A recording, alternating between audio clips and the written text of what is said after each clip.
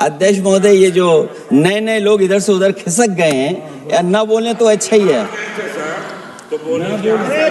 एक मिनट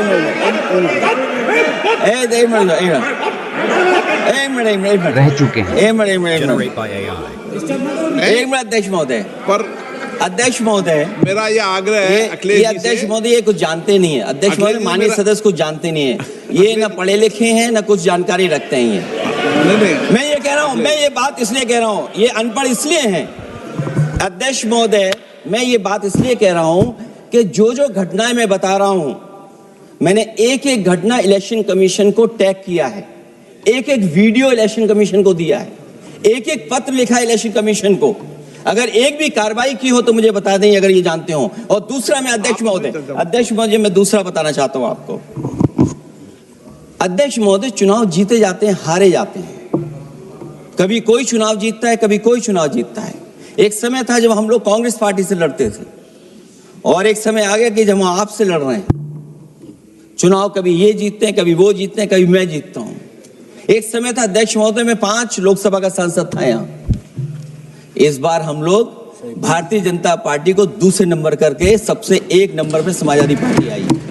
और अध्यक्ष महोदय, ये जहां से आपने कम्युनल पॉलिटिक्स शुरू की थी, जहां से आपने कम्युनल माहौल बनाया था देश में, उस अयोध्या से अगर कोई जीता है तो हमारे समाजवादी पार्टी के अवधेश जी जीत करके आए हैं। ये चुनाव जीते जाते हैं, हारे जाते हैं, लेकिन जिस संस्था की जिम्मेदारी है निष्पक्ष रहना, वो आखिरकार संस्था निष्पक्ष क्यों नहीं है, सवाल ये है।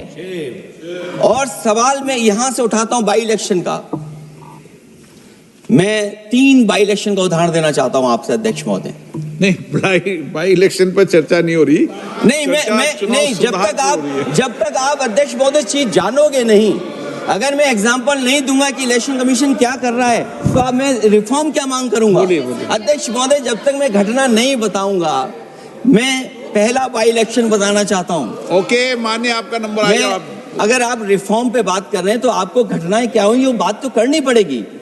अध्यक्ष महोदय, मैं बाई इलेक्शन मिल्कीपुर की बात करना चाहता हूं। बाई इलेक्शन मिल्कीपुर जो अयोध्या क्षेत्र में आता है। इलेक्शन कमीशन को हम लोगों ने शिकायतें की, यहां धांधली होने जा रही है, चुनाव को हराया जाएगा। वहां की सरकार ने मिलकर के किस अधिकारी को पोस्ट करना है, किसको प्रिसाइडिंग ऑफिसर बनाना है, और हम लोगों ने रंगे हाथ पकड़ा लोगों को। एक व्यक्ति को पकड़ा, वो 6 वोट के डाल के आ रहे थे। एक व्यक्ति को पकड़ा जो दूसरी विधानसभा से थे। एक मंत्री जी भाग गए जो हजारों लोगों को लेकर के उस विधानसभा में आए हुए थे। तो ये बातें मैं इसलिए बता रहा हूं कि अगर हमें रिफॉर्म करना है तो रिफॉर्म तभी संभव है जब हमारा इलेक्शन कमीशन निष्पक्ष होगा। इसलिए अध्यक्ष महोदय, मैं कांग्रेस पार्टी के सुझाव से सहमत हूं कि पहला सुझाव उन्होंने दिया है, और हम समाजवादी पार्टी के लोग भी ये मानते हैं कि जो इलेक्शन कमीशन के अपॉइंटमेंट का जो तरीका है वो तरीका बदला जाए। वो कम से कम ऐसा हो, पारदर्शी हो, निष्पक्ष हो, दिखे कि हमारी भी कुछ भागीदारी है। क्योंकि जो व्यवस्था पहले थी उस व्यवस्था को अगर बदलने का काम किसी ने किया तो भारतीय जनता पार्टी ने किया है। इस व्यवस्था को बदलने का जो सुझाव कांग्रेस पार्टी की तरफ से है, उस सुझाव से हम सहमत हैं। दूसरा सुझाव जो कांग्रेस पार्टी ने दिया है, थोड़े दिनों बाद सुधार आया है कांग्रेस में, इसके लिए हम उनको धन्यवाद और बधाई देते हैं। उन्होंने कहा, और अध्यक्ष महोदय मेरा भी सुझाव है कि इलेक्शन बैलेट पेपर से होना चाहिए। और इसलिए होना चाहिए कि बहुत प्रश्न लग रहे हैं, बहुत उंगली उठ रही है। इलेक्ट्रॉनिक चीजों पे बहुत सवाल खड़े हो रहे हैं, और केवल भारत के अंदर लोकतंत्र में नहीं, दुनिया के लोकतंत्र में। और ये जो लोग कुछ कह रहे हैं इलेक्ट्रॉनिक की बात और टेक्नोलॉजी की बात कर रहे हैं, मैं उनसे कहना चाहता हूं कि भारत और जर्मनी की तुलना कर लें, भारत और अमेरिका की तुलना कर लें, भारत की और जापान की तुलना कर लें, हम कहां खड़े हैं। अगर वो संपन्न देश जो टेक्नोलॉजी में हमसे कई गुना आगे हैं, अगर वो स्वीकार नहीं कर रहे ईवीएम, तो आखिरकार हम ईवीएम को क्यों स्वीकार कर रहे हैं। अगर उन देशों में लोकतंत्र है और बैलेट से वोट पड़ रहा है तो यहाँ पर भी बैलेट से वोट पड़ना चाहिए। और जो मेरी जानकारी जहाँ तक पहुँचती और जानकारी है मुझे, वो जानकारी ये कहती है कि जर्मनी में अगर आप ईवीएम से वोट डालेंगे तो वो अनकॉन्स्टिट्यूशनल माना जाएगा। सोचो, जर्मनी जैसा देश बैलेट पेपर से वोट डलवा रहा है, तो आखिर भारत जैसा देश हम बैलेट पे क्यों नहीं जा रहे हैं? जो रिफॉर्म की बात आई है, सबसे पहला सवाल यही है कि रिफॉर्म का मतलब क्या होता है। जब कोई चीज अपने मूल रूप स्वरूप में होती है तो उसे फॉर्म कहते हैं। जो वो मूल फॉर्म को खो बैठती है तो डिफॉर्म हो जाती है, और फिर उसी मूल फॉर्म में ले जाने का जो प्रयास होता है वो रिफॉर्म कहलाया जाता है। अध्यक्ष महोदय, सवाल ये भी है कि रिफॉर्म की जरूरत क्यों पड़ी? हमारी चुनावी प्रक्रिया खराब क्यों हुई? उसे खराब किसने किया? किसी भी चीज के खराब होने के दो कारण होते हैं। एक ये कि उसे बाहरी लोगों ने खराब किया, और एक ये कि उसके अंदर से ही किसी ने खराब किया या किसी ने अपने स्वार्थ के लिए करवाया। तो अध्यक्ष महोदय, आज ये अजीब हालत है कि बाहर से ज्यादा चुनावी प्रक्रिया अंदर से खराब हुई है। और ये उदाहरण इसलिए मैं देना चाहता था बाई इलेक्शंस के और लोकसभा के इलेक्शन का, क्योंकि जिस तरह की शिकायतें की गई थीं, अध्यक्ष महोदय, एक भी शिकायत पे कार्रवाई नहीं हुई। एक और मैं उदाहरण देना चाहता हूं,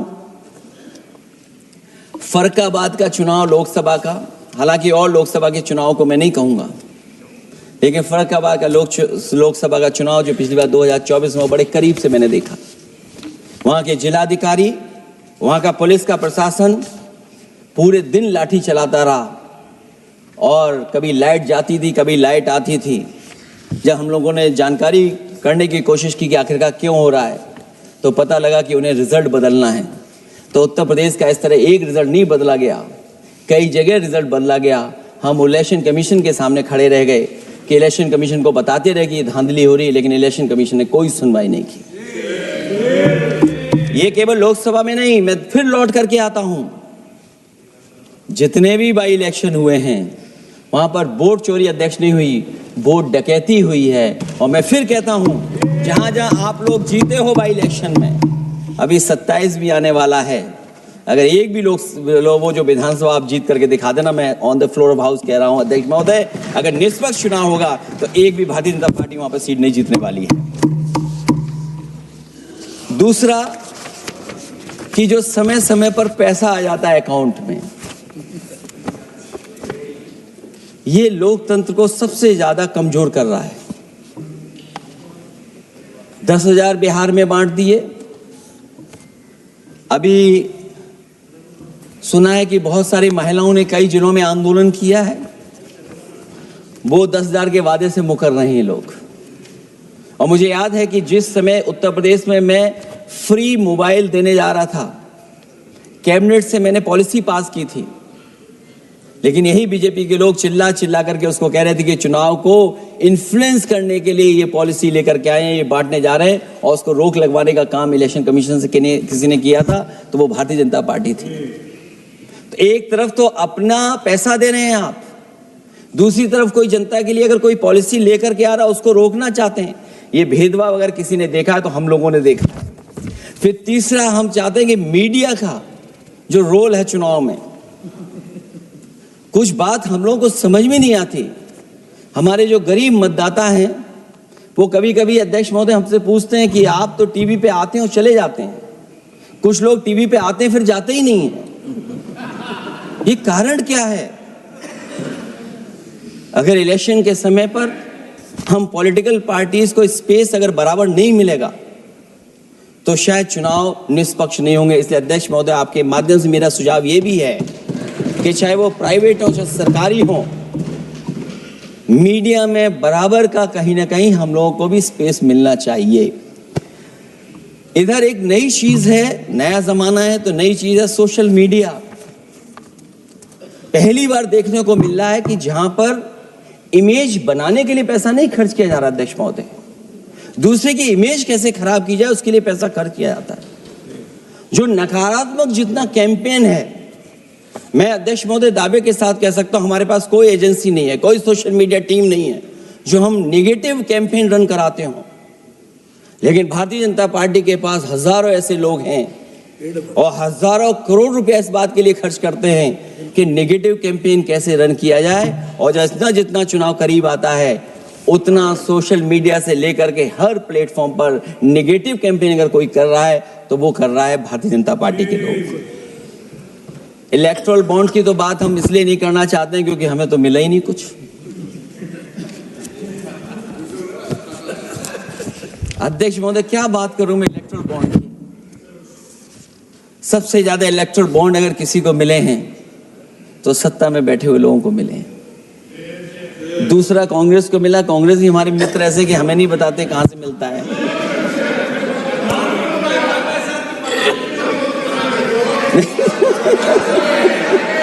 अध्यक्ष महोदय सबसे ज्यादा चुनावी खर्चा इनके पास, दूसरा खर्चा इनके पास। हम लोगों का भी तो कोई ख्याल रखे अध्यक्ष महोदय, वो आप बता देना। तो ये जो इलेक्ट्रॉन बॉन्ड वाला जो खेल है अध्यक्ष महोदय, ये तो दिखाई देने वाला खेल है। उसमें सोचिए कहां हम लोग टिकेंगे, कहां रीजनल पार्टीज टिकेंगी। इसलिए अगर ये तरीका चुनाव होगा, खर्चा कैसे कम हो, इस पे भी इलेक्शन कमीशन को सोचना चाहिए।